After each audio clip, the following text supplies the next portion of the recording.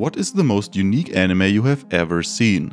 Perhaps you think of a series with a very unorthodox premise like Assassination Classroom, or you focus more on the visual style of it and choose one similar to the Monogatari series. Maybe you need both of that, so you go for one of director Masaki Yuasa's anime. Really, just pick one.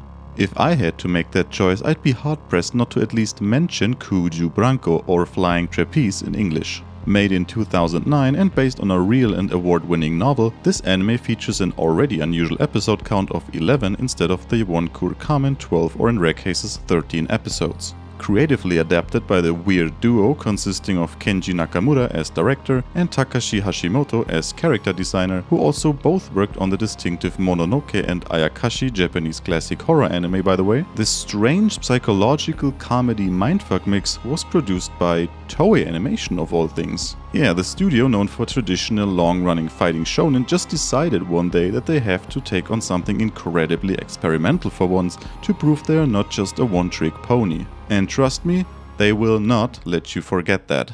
Bruh.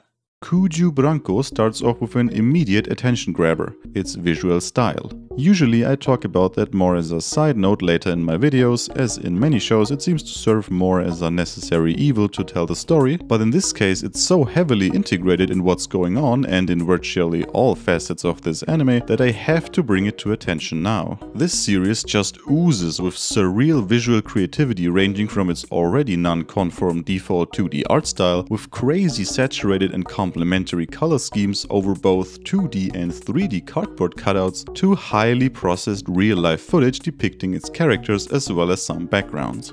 The only two anime I have seen thus far that can even rival it in that regard are previously mentioned Mononoke or Gangutsuo, yet I'd still pick Kuuchuu Buranko over them if I'm being honest. But before I can explore how that plays a bigger role than in other series, let's first take a look at what we're dealing with here in the first place. The anime starts off, well, how it always starts off, as Kuuchuu Buranko is episodic, meaning you can watch the episodes in any order you like, really. That said, there is some continuity and other stuff which makes it more semi-episodic, but we'll get to that. And although it breaks the mold on more than one occasion, each episode structure follows a similar pattern, which I will outline by providing an example.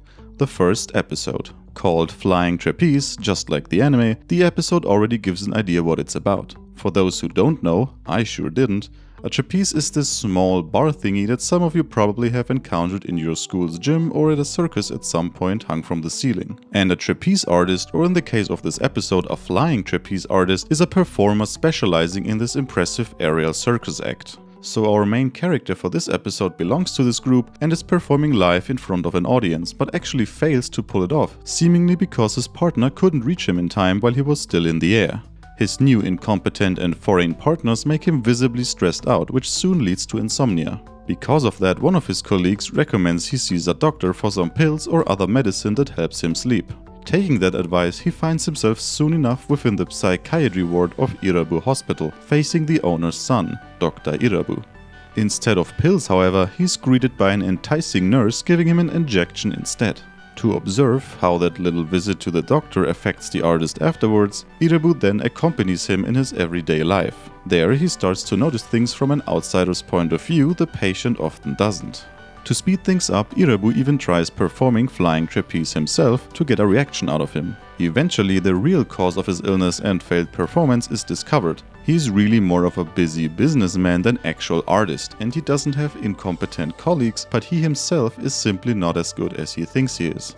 Irabu uses recorded footage of him showing his split personality as treatment, but now with the root cause known, the patient accepts his own incompetency and tries to get along with his colleagues from now on. And this is the basic path pretty much every episode follows. First, an introduction to the episode's main character, his profession and his problem. Then going to Irabu's office to inevitably get an injection by a hot nurse called Mayumi. After that, Irabu follows the patient, observing them and even trying out their profession. Consequently, the issue is optionally treated, or the real cause or even the real disease is found out. And finally, the patients cure themselves through their own actions and improved mentality.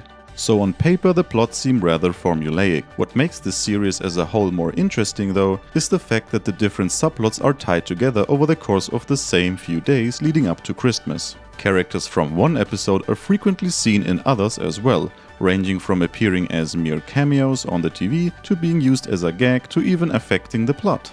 Sure, they may not be as significant to the overall plot continuity as something you'd see in Bakuno, for example, but they're also more than just lazy references. But the real strength of this anime lies in the mentality of its characters, and how this is effectively portrayed through its visuals. Characters who only serve as background art take on the form of cardboard cutouts, while the more relevant side characters are drawn in normal 2D.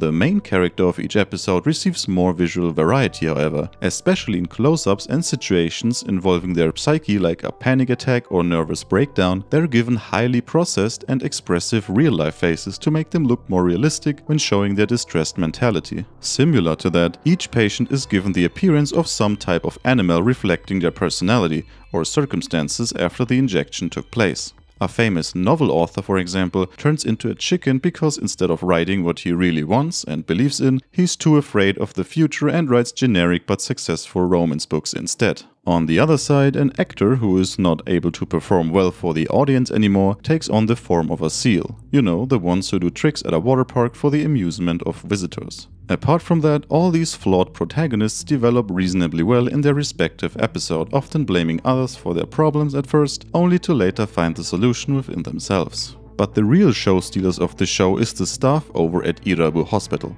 Dr. Irabu himself being the main highlight. As you may have already noticed, Irabu's got 3 different forms: a bear, an adult, and a child. Let's briefly go over each of them. In his first appearance, he's kind of overweight and wears a bear costume that even has stubbles. He's pretty childish, sometimes narcissistic, and often hyperactive. What makes this form even weirder is the fact that he always prescribes an injection no matter the symptoms. What makes this even weirder, however, is that this injection contains merely vitamins, so it basically acts as a placebo for the patients, the oldest trick in the book of psychology. Well, that, and he does it because he has a fetish for it, but let's not talk about that. Finally, the bear's signature laugh is awesome. The other 2 forms are less eccentric. As an adult, he is slim, wears glasses and barriers, talks more normally, and actually gives real advice compared to the bear's ridiculous anecdotes of his own life. And as a child, he seems pretty reserved and calm, has a bear plush toy, and also asks deeper, more relevant and personal questions. He might also be, funnily enough, the most mature out of the bunch. Irabu's office in the psychiatry ward looks also very fitting. Especially leading up to it with real footage of a corridor, it always manages to feel otherworldly and psychedelic whenever characters enter it. Second best character of the show, or even first depending on who you're asking, has to be Mayumi, the sexy nurse. Apart from 1 or 2 instances, she only really appears during the injection scene, where she's the one actually handling the shot. Her appearance certainly makes for an easy distraction. She's otherwise reserved but can get a bit soon at times. She also respects people who face their issues head-on and ignores most others. On top of that, she has one of the most iconic character themes I have ever had the pleasure of listening to, and is the only character drawn in 2D and full-body live-action footage. Finally, there's one significant character left that I haven't talked about yet, and that's literally a real person. I'm talking about Kenji Fukui, a real Japanese television announcer from Fuji TV who provides the show with some additional educational content.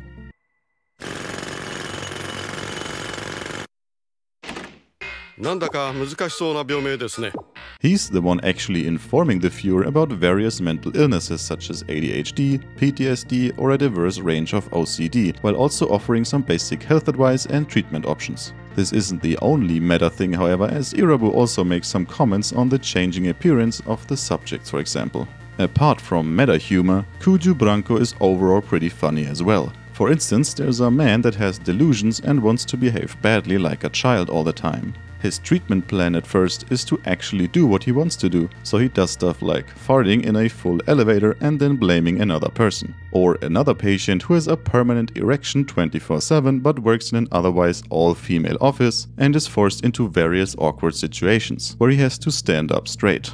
Some of my favorite gags though are visual in nature, and Kuuchuu Buranko also has no shortage on that front. Like in episode 1, where time and music stops right when the trapeze artist is supposed to grip the hands of his colleague and they fool around for a moment.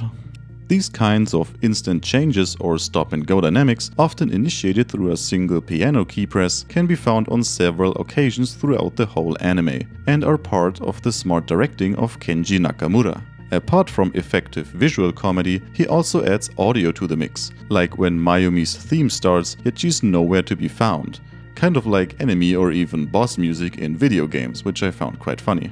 He also makes use of strong storyboards depicting interesting angles or action in other media like photos. And lastly, he knows how to direct more extensive scenes as well, such as favoring long shots of only music and sound before he goes full sicko mode in episode 11 with arguably the most memorable cut of the whole series taking place. Kuuchuu Buranko might be the most unique piece of art I have ever seen, while still belonging to the good side of uniqueness. At its core, it's about mental illness and how it affects the people who have it and their environment in different ways. Treatment options are often presented and used, but the solution to mental health problems is finding and eliminating the root cause. The anime makes a case that acceptance truly is the first step to betterment, and that it's important to find out who you really are. But also understand you are not the only one with mental health problems, made clear by the interwoven story of the diverse cast of characters among other things. Know that you are not alone in this. Even the very last screen tells you that no one is perfect. Visually stunning and emotionally charged, Kuuchuu Buranko is in large part a character drama that is often funny, sometimes sad, and most of the time completely mental. And with a banger opening, ending and soundtrack as cherries on the top, this is a mindfuck of the highest order. And with that, I thank you for watching and hope you enjoyed the video. If you liked what you saw, I always appreciate a like, and if you want to see more videos like this, don't hesitate to subscribe. But back to the intro question. What is the most unique anime you have ever seen? Tell me about it in the comments. And on that note, I'll see you guys in the next video.